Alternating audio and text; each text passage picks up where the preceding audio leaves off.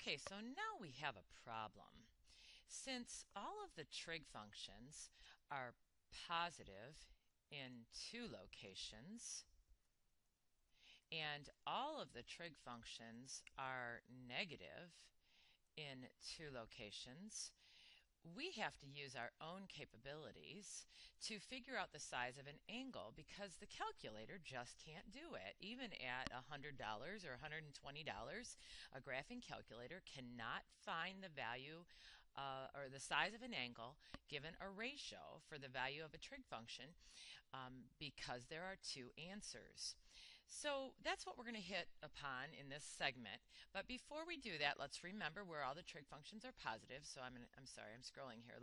This is the picture that we've been alluding to all the time. Everything's positive here.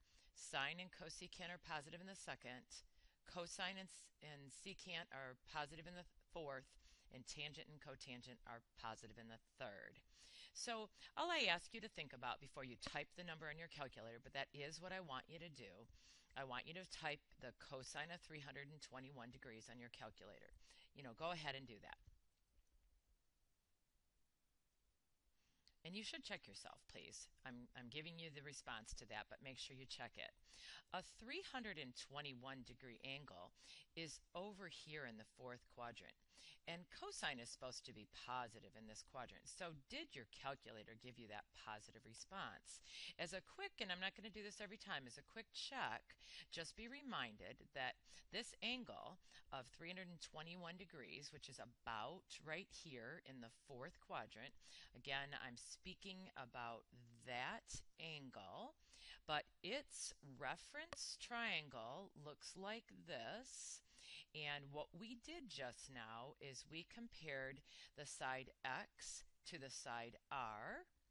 And if you took this side X right here, that length, and compared it to this side R over here, I'm supposed to have shown that is about 77% of the length of the hypotenuse. That's what the definition is. The cosine of 321 degrees is defined as x over r, and this is showing that this is 77.7% of the hypotenuse. Tangent of 136 degrees.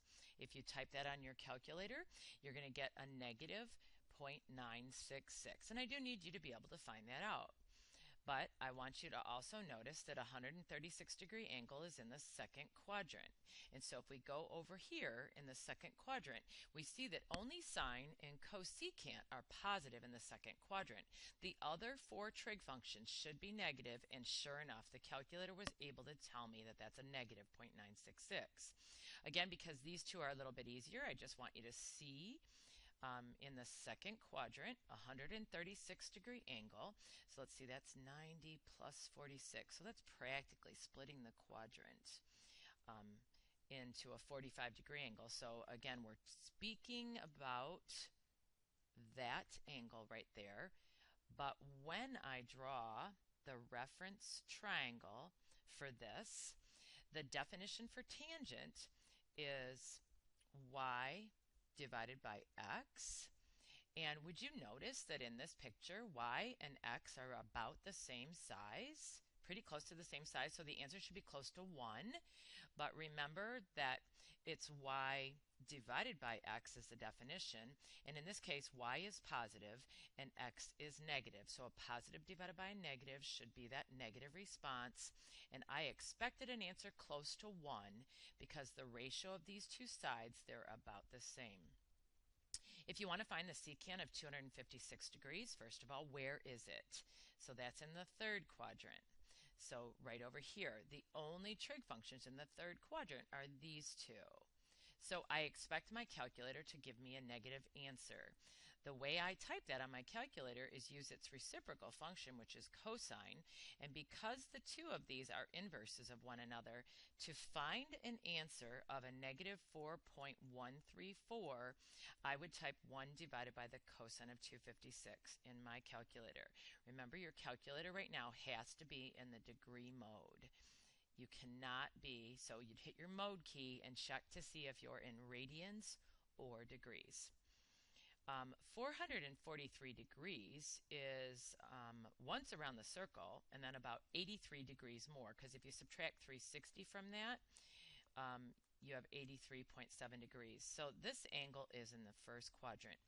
All trig functions are positive in the first quadrant. However, since cosecant is the reciprocal of sine, to find this out, I type 1 divided by the sine of 443.7. Your calculator is going to give you 1.006, and it does give you that positive answer. Okay. Let's go ahead and find this dilemma that I was speaking to you about. And so let's develop a table that will help us to find the size of an angle, given the value of the trig functions. So what I'm about ready to do is going to be a process that we've done in the previous section. I am going to refer, in this case, to a first quadrant and a second quadrant angle where the sides are 3, 4, 5. So I'm just going to go to the right 3 and up 4 and draw a line that is representative of the hypotenuse, which its length is 5. Here's the reference triangle. So I'm going to put a 3 here, a 4 here, and a 5 here, and I'm going to be comparing this first quadrant angle to a second quadrant angle that looks similar to this, but this time I'm going to go to the left 3 and up 4, and I'm trying to produce a hypotenuse that's pretty close. I'm going to try that one more time. So I'm going to go right there, and I'm trying to create a reference right triangle where x is a negative 3 and y is a positive 4, and therefore the hypotenuse is 5. So let's talk about that first quadrant. So the sine of that angle that's in the first quadrant is equal to 4 divided by 5. The cosine of the angle in that first quadrant is equal to 3 divided by 5 because it's x over r. And the tangent of that angle in the first quadrant is equal to the side opposite over the side adjacent, or y over x. And now what I want to do is I want to compare these same 3 trig functions for that second quadrant angle that I drew. I'm going to refer to it. It looks like it's about 120 degrees. That's what it looks like.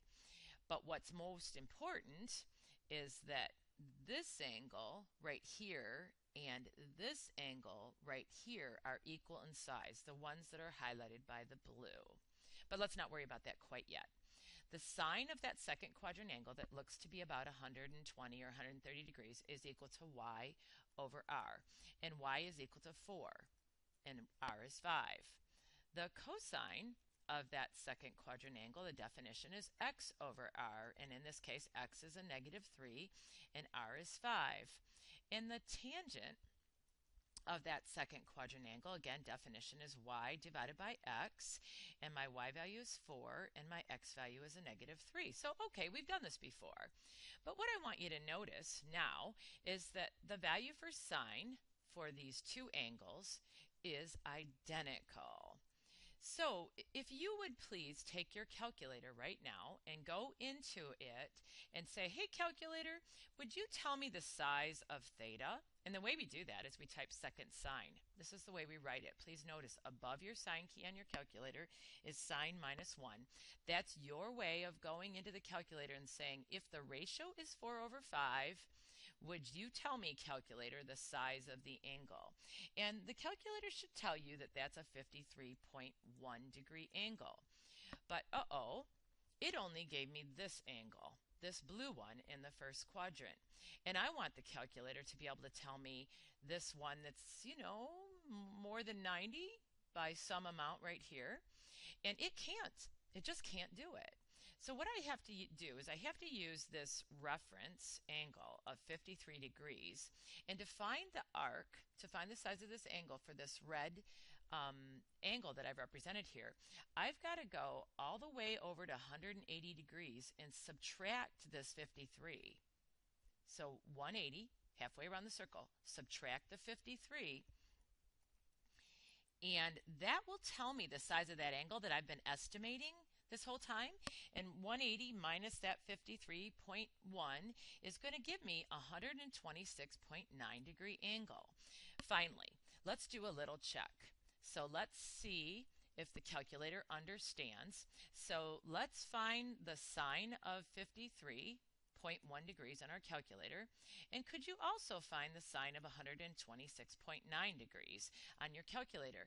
And I am suspecting that both of those will be equal to close to what 4 over 5 is, which is 0.8.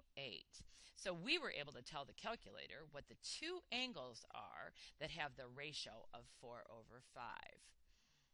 We're going to go in through the third and fourth quadrants as well, but I want to keep this segment a little bit short, give you some time to process. So we'll stop at this point and move on to the other quadrants.